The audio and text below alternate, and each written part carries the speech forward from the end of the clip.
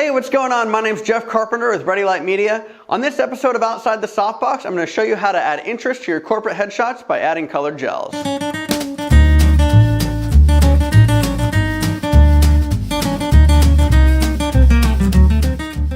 When you think of gels in photography, you probably don't think corporate headshots, but adding a color as a rim light can go a long way in a traditionally basic headshot.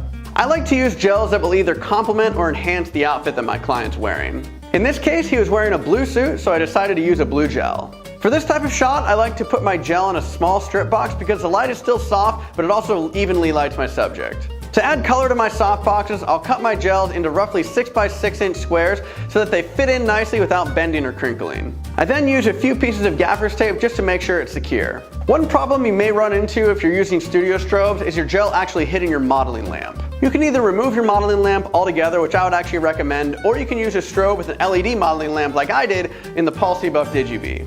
Using a strobe with an LED modeling lamp is also great because they don't overheat and you don't have to worry about it melting your gel. The intensity of color is entirely up to you and the look that you and your client are trying to achieve. In this case, I kept my blue gel pretty saturated, but you may want to go for a more subtle look.